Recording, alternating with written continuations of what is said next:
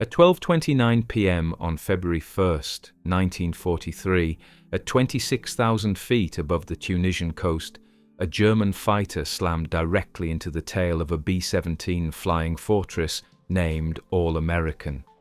The collision wasn't a glancing blow. The Messerschmitt Bf 109 carved through the bomber like a sword through canvas, shearing metal, fuel lines, and nearly the entire tail section in a single catastrophic instant. The B-17 should have broken apart immediately. It should have spiraled downward in a flat spin. It should have scattered itself and 10 American airmen across the cold Mediterranean Sea. Instead, the crew watched in disbelief as their aircraft remained airborne. Barely. The tail hung by a thread of twisted aluminum. The rear fuselage was split almost completely open. Control cables snapped like violin strings in a hurricane of wind. And yet somehow All-American refused to die. The next 90 minutes would become one of the most unbelievable survival flights in the history of aviation. A flight that engineers said should have been impossible. A flight that every man on board expected to end in a flaming crater. A flight that would make All-American a legend. But to understand why this moment mattered, why this single B-17's survival became a symbol for an entire air campaign, we need to step back, months earlier, to the dust, heat and chaos of North Africa, because All-American didn't begin as a miracle. She began as another tired bomber in a war increasingly defined by attrition, desperation, and sacrifice. By early 1943, the North African campaign was reaching a boiling point. The Allies had landed in Operation Torch only 3 months earlier, establishing footholds in Morocco and Algeria, but the Axis German and Italian forces held Tunisia with experienced troops, skilled commanders, and hardened Luftwaffe air units. Whoever controlled the skies over Tunisia would control the supply lines, the ports, and the fate of the entire African theatre. For the American airmen fresh from training stateside, this wasn't just another bombing campaign. It was baptism by fire. The Luftwaffe in North Africa wasn't the disorganized enemy later encountered in 1945. These were elite German fighter groups JG-53, JG-77, and JG-27 flown by aces who had already cut their teeth over France, the Balkans, and the Soviet Union. Many of them had over 50 confirmed kills. Some had more than 100. Against this force, the United States introduced a new concept: daylight precision bombing.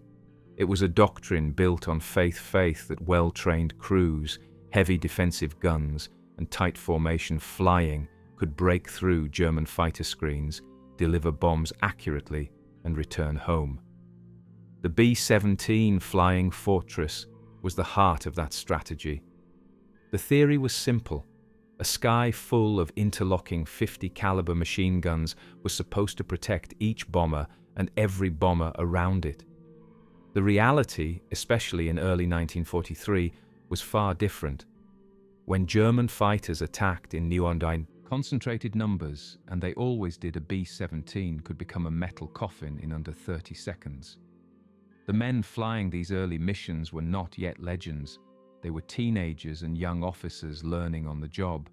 Many had fewer than 150 flight hours in total. And in January 1943, one of the newest B-17 units arrived in North Africa, the 414th Bomb Squadron, part of the 97th Bomb Group. Among the aircraft assigned to them was a factory-fresh B-17F with the tail number 4124406. Her crew would soon give her a name, All-American. Every aircraft has a personality, and so does every crew. All-American S crew was a balance of youthful confidence and hard-edged discipline. Pilot Lieutenant Kendrick Ken Bragg Jr., 24 years old, strict, calm, decisive, a man who believed in procedure above instinct and would soon rely on instinct alone. Co-pilot Lut Al B. Paddy Stevens, a steady second in command, skilled at reading the aircraft's limits. His calm under pressure would become essential. Navigator Lieutenant Harry Newessel, quiet, intelligent, and methodical, responsible for guiding the bomber over enemy territory and back even when all navigation tools would be compromised. Bombardier Lieutenant Ralph Burbridge, focused, meticulous, and experienced. On this mission, his aiming would matter less than his courage. Top turret gunner engineer T. Sergeant Joe Delap, the heart of the aircraft. He knew the B-17S systems better than anyone and would be the difference between survival and destruction. Radio operator T. Sergeant Herman Pappy Strickland, older than most of the crew. Calm, fatherly, and unshaken, even in the worst moments.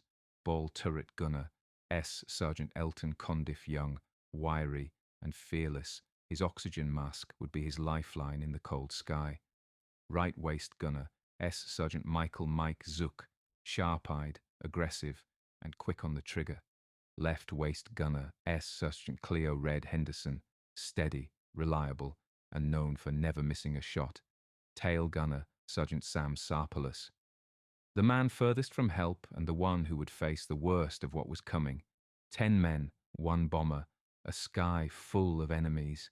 None of them could have imagined that within hours their aircraft would be ripped nearly in half, and they would have to fight to keep it in the air with nothing but courage, rope, and raw desperation. On the morning of February the 1st, 1943, the crew of All American rose before dawn. The target, Bizerte, a crucial Axis supply port in northern Tunisia. If the Allies could choke off Bizerte, the Axis army in Africa would eventually suffocate.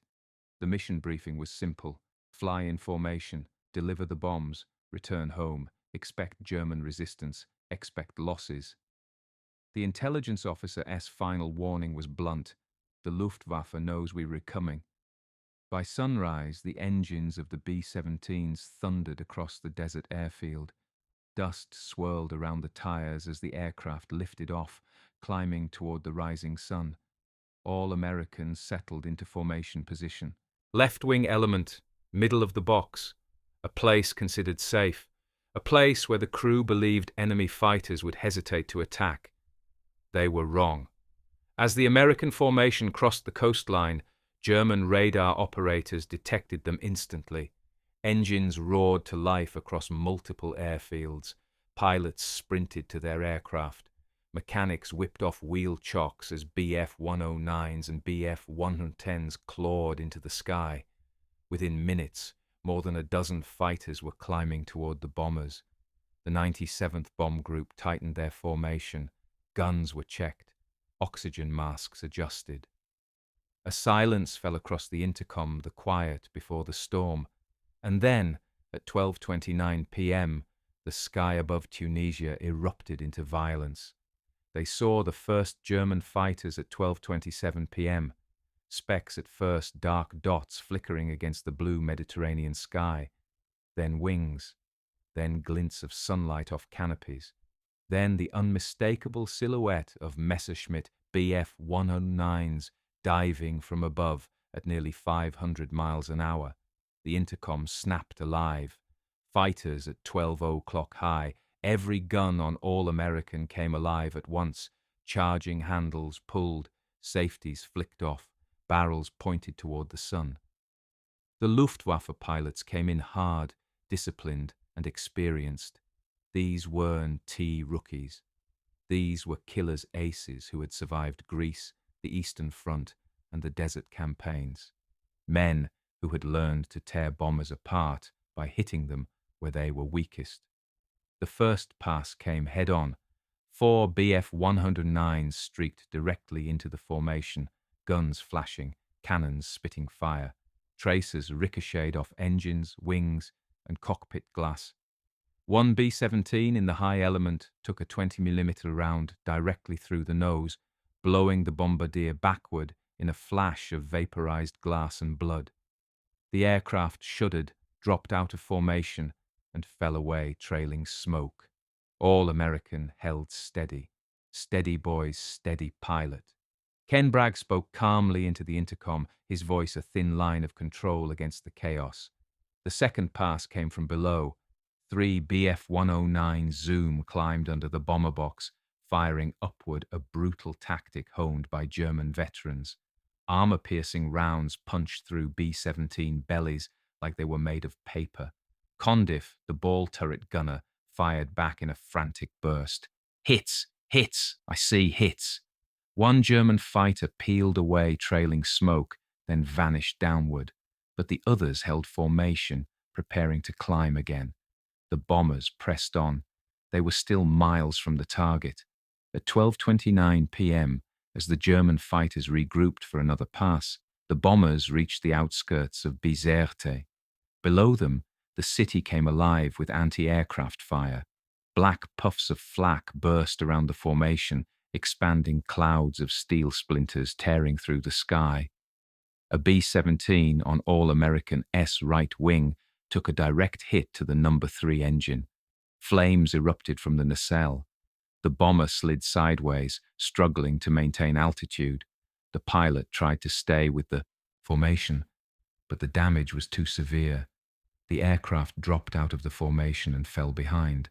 The German fighters pounced on it immediately. All-American S crew watched in horror as the stricken bomber was swarmed by Bf-109s. One German fighter lined up a perfect shot, then another, then another. The B-17 caught fire, rolled over, and plunged toward the sea. They couldn't help. They could only watch. Burbridge, the bombardier, whispered, "God help them." But there was no time to think, no time to pray. The Germans were coming again. A fresh group of Bf-109s, 6 of them formed up in a tight cluster at All-American S-10 o'clock high position. It was a coordinated attack, a hammer blow aimed squarely at the left side of the formation. One fighter in particular flew more aggressively than the rest. The American crew didn't know his name. They didn't know he was an experienced Luftwaffe pilot. They didn't know he had flown over Crete, over Tobruk, over Greece. They only knew one thing: he was coming straight for them. Left waist fighters closing fast, Henderson yelled from his window. Zook on the right answered instantly. "Crossing fire, keep it tight." The fighters dove in. All American S-guns roared to life. The air filled with tracers, red from the Americans, green from the Germans. Henderson fired a long burst. The German fighter held steady. Zuck fired short, controlled bursts from the opposite side. Still, the fighter came on. Delap in the top turret poured fire into the sky. The Bf-109 duked once, twice, then committed to its attack run. The German plane opened fire, 20 milliton cannon shells streaking toward All-American S fuselage. "Incoming!" Sarpolus shouted from the tail. The shells ripped through the left horizontal stabilizer. Metal peeled away like shredded canvas. The Bf-109 kept coming, closing to within 100 yards. Henderson hit him, then Zook hit him. Then Delap sent a burst directly into the fighter S engine cowling. Flames erupted from the nose. The German pilot didn't bail out. He didn't break off. He didn't try to survive. He held his course. Bragg saw the incoming fighter out of the corner of his eye. He stopped braking. The crew braced. The Bf-109 slammed into All-American from the left rear, hitting the bomber between the tail and left waist gun positions at nearly 300 mm. The sound was indescribable. Not an explosion, not a crash, but a metallic scream as aluminum twisted apart under impossible force. The tail section collapsed sideways. The rear fuselage peeled open like a cracked egg. Control cables snapped one by one, whipping through the cabin. Sarpolus, the tail gunner, vanished from view in an explosion of debris and wind. The Bf-109 disintegrated on impact wings shearing off, engine tumbling downward, fuselage vaporizing against the B-17 S frame. The bomber lurched violently. The nose dipped. Engines sputtered. Bragg fought the controls, but the aircraft wasn't responding. The crew thought they were dead, but the impossible happened. All-American leveled out, barely, but she leveled. Through the shredded fuselage, through the screaming wind, through the torn metal and trailing wires, the bomber was still flying. Strickland, the radio operator, crawled toward the rear of the aircraft, fighting the hurricane of air ripping through the fuselage. He reached the tailgun position. Sarpolus was there, alive, barely. Thrown from his seat, bleeding heavily, clinging to twisted metal, but alive. Strickland wrapped his arms around him, pulled him forward, and shouted into the intercom, "Tail Gunner S alive! Tail Gunner S alive!" The crew cheered, their voices cracking with adrenaline, until Delap, the engineer, cut through the celebration with a grim warning. "But boys, the whole damn tail is hanging by a thread." In the cockpit, Bragg and Stevens realized the truth. Almost no control surfaces were responding. The left stabilizer was gone. The right stabilizer was bent. The vertical fin was crippled. The fuselage behind the waist guns was split open, top to bottom. The tail was attached by a thin strip of aluminum, and that strip was tearing with every turbulence bump. Bragg whispered to himself, "We should be dead." But they weren't. Not yet. The next 90 minutes would decide everything, whether they lived, whether they died, whether All-American became a legend or disappeared into the sea. Now the question wasn't whether they could reach the target. It was whether they could get home at all. For a long moment, no one spoke. The crew of All-American hung in a stunned silence, the wind shrieking through the torn fuselage, the engines groaning under uneven load, and the tail section flapping like a loose banner. Every vibration sent a shiver of fear through the aircraft. Every bump of turbulence made the torn metal creak, as though it might rip away for good. Finally, Bragg's voice crackled through the intercom, steady, deliberate, the kind of voice a crew clings to when death feels inches away. "Everyone stay at your positions. Check injuries. Check ammunition. We are going home. Home, 200 miles away, across enemy territory, across open sea, across turbulence that could rip the aircraft in half at any moment." But they had no choice. Turning back into the fight meant suicide. Bailing out meant capture or drowning. The only way was forward. Strickland, the radio operator, dragged the wounded tail gunner Sarpolus forward, inch by inch. The rear of the aircraft was no longer an enclosed cabin. It was an open wound. Wind ripped through torn metal ribs with a force strong enough to suck a man out. The cold hit them first, a freezing knife-like cold that cut into exposed skin. Then the noise, a deafening howl that made shouted words sound like whispers. When Strickland reached the waist gunners, they stared behind him in shock. There was nothing where the tail section should have been. The left side of the fuselage was peeled, completely open. The vertical fin leaned at an angle that defied physics. The tail gun position hung several feet lower than it should, attached by a band of twisted metal, fabric, and electrical cables. Zook, the right waist gunner, finally said what everyone was thinking. "How the hell are we still airborne?" No one answered. Top turret gunner and flight engineer Joe Delap pulled himself into the cockpit. He didn't bother sitting down. He had too much to say. He leaned between the pilot's seats, shouting over the wind and the engines. "Okay, here's what we got." He took a breath. The tail S held on by maybe 1 foot of metal, maybe less. Stevens turned his head slightly. "How long will it hold?" Delap shook his head. "I don't know. Could be 90 minutes. Could be 90 seconds. Bragg kept his hands on the controls, feeling for the slightest change in pressure. "What else?" Delap pointed behind him. "We lost most of our control cables. Elevator response is almost gone. Rudder is barely hanging on. Ailerons are sluggish." "So, how are we still flying?" Stevens asked. Delap managed a thin smile, the kind a mechanic makes when even he can believe what he's seeing. "Because she is a flying fortress, sir. And she doesn't know she is already dead."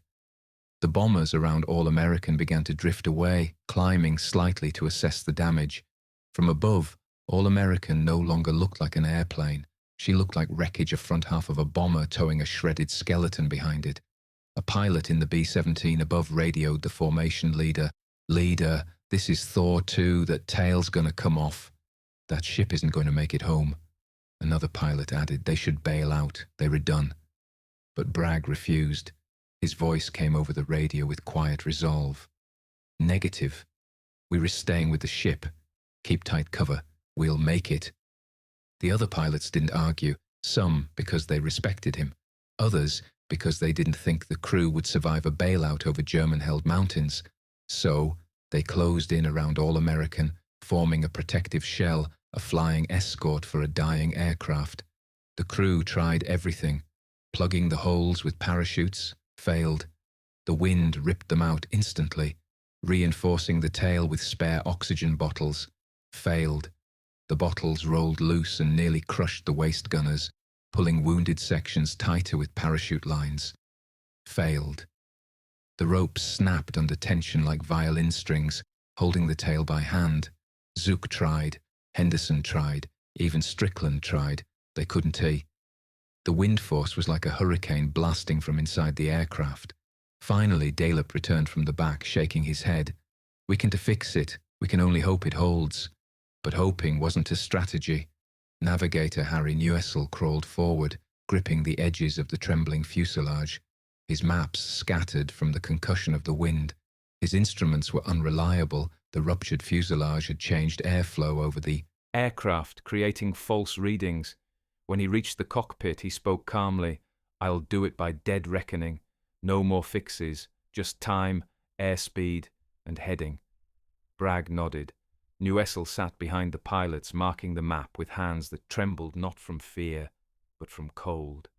Outside, the Mediterranean stretched endlessly beneath them, a blue desert that could swallow an entire bomber without a trace.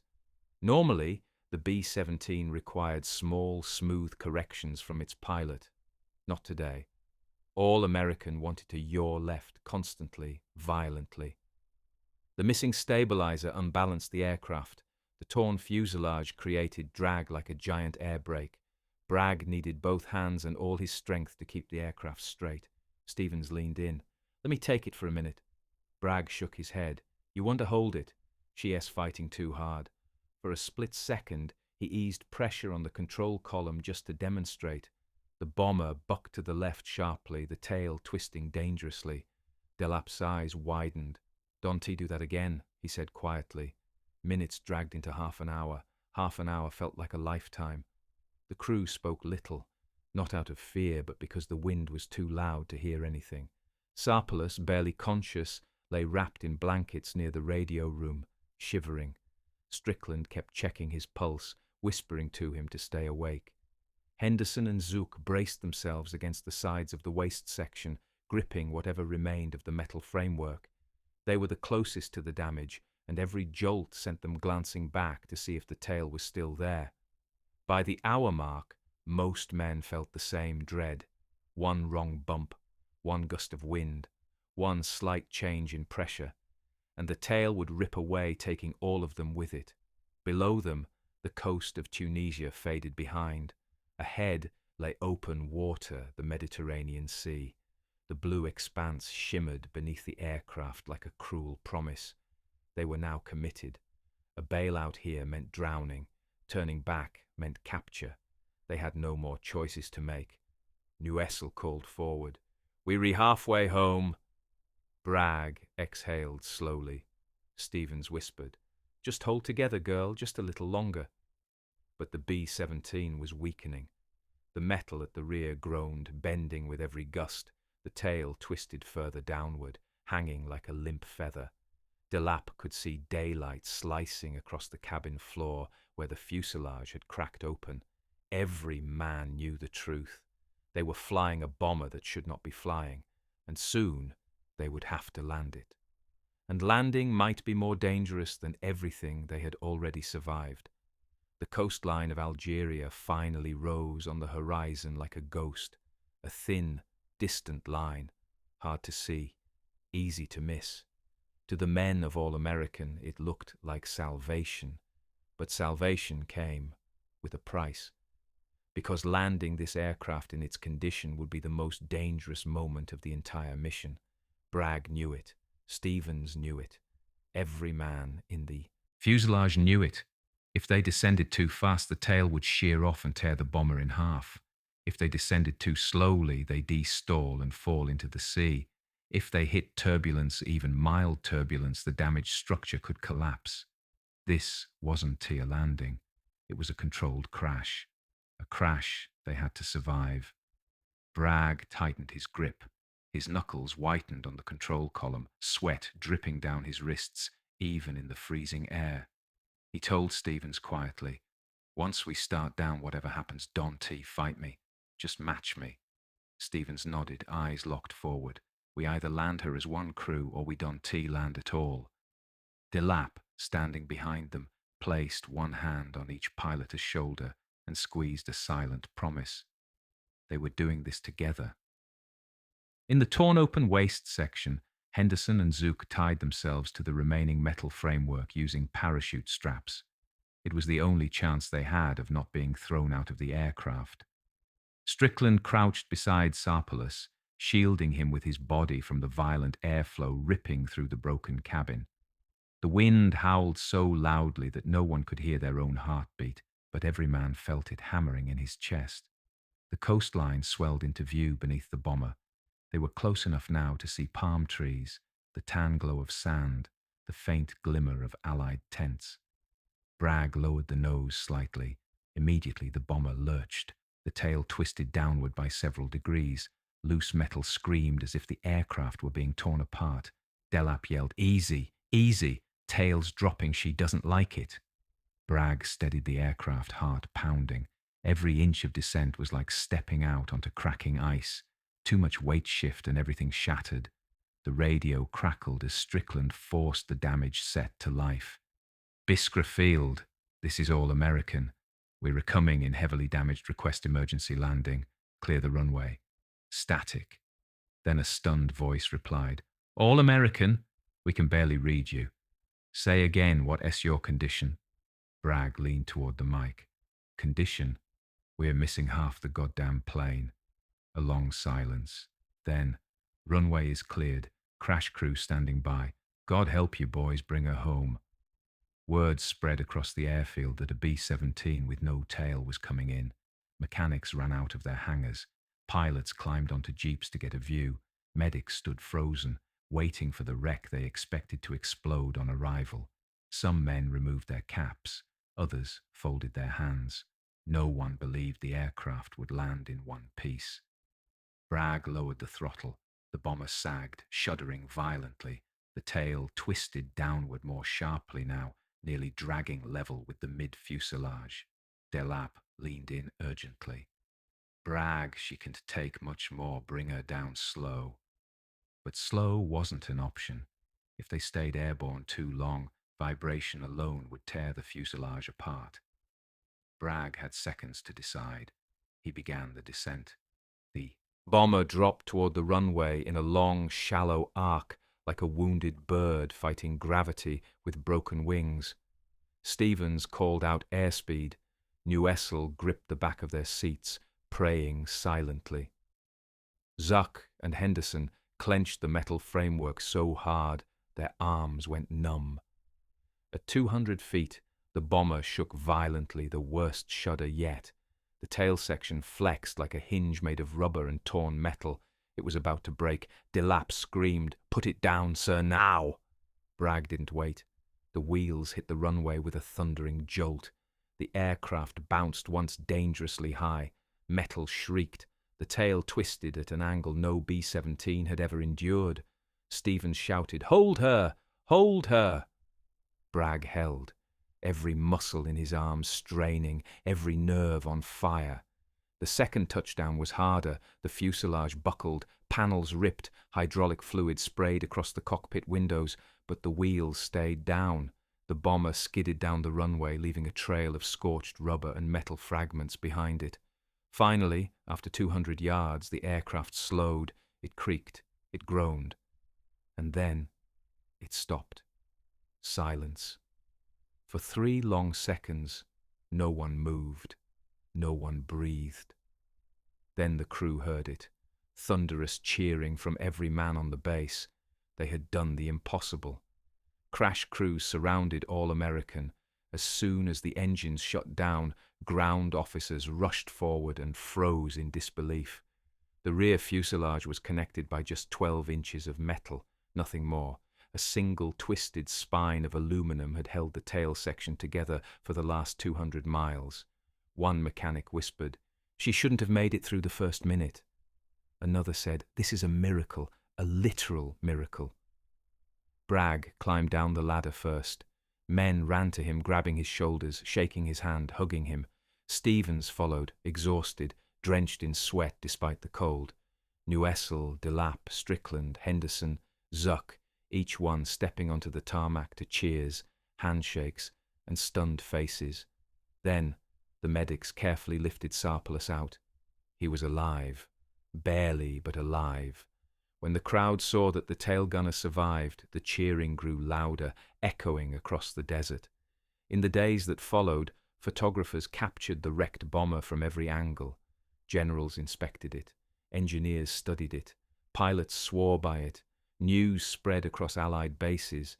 A B-17 with its tail nearly severed had flown 200 miles and landed safely with every crew member alive. It became a symbol not of luck, but of willpower, of engineering, of teamwork, of refusal to surrender, and of a simple truth. Sometimes the machine survives because the men inside refuse to let it die.